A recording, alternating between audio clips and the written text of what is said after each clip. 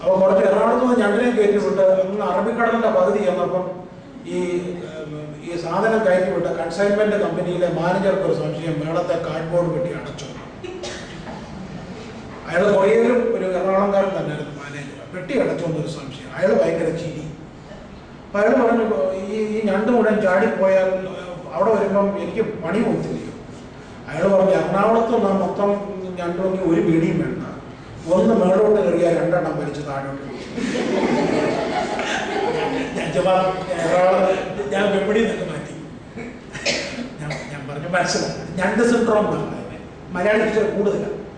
ഒരുത്തർ മേളോട്ട് കയറിയാൽ രണ്ടെണ്ണം. അൽമേദിൽ അത് കൂടുതലെന്നാണ് പറയുന്നത്. ഞങ്ങളുടെ അവിടെ ഒട്ടും കുറവല്ല സിസ്റ്റർ, ഞങ്ങളുടെ അവിടെ ഒട്ടും കുറവല്ല. അപ്പം ഇതിനേക്കാൾ വീരശൂര പരാക്രമികളായിരുന്നു യേശുവിന്റെ കൂടെ നടന്നവർ. കാരണം യേശുവിനോട് അത്രയും നടന്നപ്പോൾ ഒടുവിൽ ചോദിക്കുന്ന ഇസ്രായേൽ ഇപ്പോഴെങ്ങാണ് രാജ്യം എന്തോ അതിന്റെ അർത്ഥം, എന്നെ പ്രൈം മിനിസ്റ്റർ ആക്കുമോ, എന്നെ സിവിൽ സപ്ലൈസ് ആക്കുമോ? യൂത ചോദിക്കുന്ന എന്നെ ഫൈനാൻസ് മിനിസ്റ്റർ ആക്കിയിട്ട് വേണം എനിക്ക് ബാർ ലൈസൻസ് കൂടുതൽ കൊടുക്കാൻ. ഇങ്ങനെ ഇരിക്കുന്ന പുള്ളികളുടെ അടുക്കലാണ് യേശുവിനെ കാല് കഴിഞ്ഞിട്ട് പറഞ്ഞു, പോയി പ്രാർത്ഥിക്കടാ, പ്രാർത്ഥിക്ക. പ്രാർത്ഥിച്ചു കഴിയുമ്പം നിന്റെ മേൽ ഞാൻ ആത്മാവിനെ ഇറക്കും. അത് കഴിഞ്ഞ് ഇന്നലെ വരെ പ്രാർത്ഥനാ മുറിക്കകത്ത് ശരിക്ക് കയറി ഒറിജിനൽ പ്രാർത്ഥന, അതിനു മുമ്പ് വരെ 10 വർഷം പ്രാർത്ഥിക്കാൻ പറഞ്ഞാൽ ഉറങ്ങും. എനിക്കിന്ന രസകരമായ ഇപ്പൊ പ്രസംഗിച്ചോണ്ട് യേശു ഓടി പ്രാർത്ഥിക്കാൻ, ഈ സംഭവത്തിന് തൊട്ട് മുമ്പ് യേശു പ്രാർത്ഥിക്കാൻ ഗെത്സമനെ വെച്ചാ പറഞ്ഞത്. പത്രോസിനോട് ശിഷ്യന്മാരോടും പറഞ്ഞു, ഞാൻ ഭയങ്കര പ്രാണവേദനയിലാകാൻ പോവാ, നിങ്ങൾ എനിക്ക് വേണ്ടി ഉണർന്നിരുന്ന്. യേശു നോക്കി, അവിടുന്ന് കല്ലിന്റെ അവിടുന്ന് യേശു ഒറ്റയ്ക്ക് ഇറങ്ങി വരുമ്പം 1/4 കിലോമീറ്റർ അപ്പുറത്തെ കൂർക്കമ്പലി കേൾക്കാം. നോക്കിയപ്പോ പ്രാർത്ഥിക്കാൻ ഏൽപ്പിച്ചു പോയ പത്രോസ്, യാക്കോബും യോഹന്നാനും കൂർക്കമ്പലി മത്സരിക്കുക. യേശു പറഞ്ഞു, പരീക്ഷയിൽ ഓട്ടാതിരിക്കാൻ ഒരു നാഴിയെങ്കിലും ഉണർന്നിരുന്ന് പ്രാർത്ഥിച്ചോണ്ട്. പ്രാർത്ഥിക്കാത്തതുകൊണ്ട് ആമേ വലയെടുക്കുന്നു, വാളെടുത്ത് വെട്ടേണ്ടി വന്നു. ഹല്ലേലൂയ. അപ്പൊ അതുവരെ പ്രാർത്ഥിക്കാൻ പറഞ്ഞാൽ ആമേ ഉറങ്ങിക്കൊണ്ടിരുന്നവൻ ഇപ്പോൾ പ്രാർത്ഥനാമുറിയുടെ ഗൗരവം മനസ്സിലാക്കി.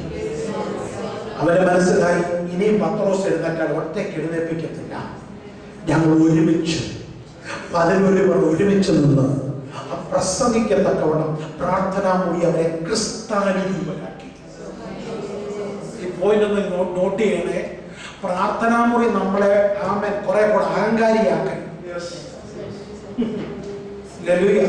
2 ഉപവാസം കൂടിയിരുന്നവരുടെ ഗമയൊക്കെ ഞാൻ കണ്ടിട്ടുണ്ട്.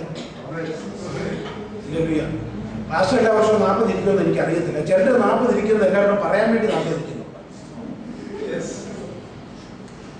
ഒരു വർഷത്തെ ചെറുതാക്കല്ലേ. ഞാൻ നന്നായിട്ട് ഉപസിക്കുന്ന ആളാണ്, പ്രാർത്ഥിക്കുന്ന ആളാണ്. അത് ഒന്നും കുറവ് പറഞ്ഞോണ്ടല്ല, വണ്ണമൊക്കെ ഉണ്ടെങ്കിലും ഞാൻ ഉപസിക്കും. ഉപസിക്കാൻ വേണ്ടി ഉപസിക്കേണ്ട, കർത്താവ് പറഞ്ഞിട്ട് ഉപസിക്കും. അതുപോലെ പ്രാർത്ഥന പ്രൈഡായിട്ട് കരുതിയവൻ അവൻ പ്രാർത്ഥനാ മുറിക്കകത്ത് എഴുന്നേറ്റ് വരുമ്പോൾ കുറെ കൂടെ വിനയമുള്ളവനായി മാറും. കാരണം അവൻ പ്രാർത്ഥിക്കുന്നവന്റെ സ്വഭാവം അവനിലേക്ക് കൈമാറുവാനായിട്ട് പോകും. ആ പ്രാർത്ഥനാ മുറിക്കകത്ത് ആമേൻ അവർ ക്രിസ്താനുരൂപരാകുന്ന പ്രത്യേക നിമിഷം ആമേൻ സഭയ്ക്കുള്ളിലേക്ക് ഒരു കൊടുങ്കാറ്റ് ഇറങ്ങി വന്നു. സഭയ്ക്കുള്ളിൽ ഇരുന്നവരുടെ മേൽ ആമേൻ അഗ്നിനാളുകൾ പ്രത്യക്ഷമാകാൻ തുടങ്ങി. എല്ലാവരും അന്യഭാഷകൾ സംസാരിച്ചു തുടങ്ങി. സഭ എന്ന കൊച്ചു കുഞ്ഞു പിളർന്നു വീണു. ഇതൊക്കെ കാലം ഈ പട്ടണത്തിൽ ചിലരെ കർത്താവിലേക്ക് നേടുവാൻ നമ്മുടെ കണ്ണുകളെ അടയ്ക്കാൻ നമുക്കൊന്ന് പ്രാർത്ഥിക്കാം. നമുക്ക് അല്പസമയം ഒന്ന് ക്രിസ്താനുരൂപനായി മാറുക. അല്പസമയം ആമേൻ കരങ്ങളെ ഉയർത്തിപ്പിടിച്ചൊന്ന് സ്തോത്രം ചെയ്താൽ വചനത്തിന് മുമ്പിലായിരിക്കാൻ തന്ന കൃപയ്ക്കായി ദൈവത്തിന് മഹത്വം കൊടുക്കുക. നന്ദിയോടെ ദൈവത്തിന് മഹത്വം കൊടുക്കുക.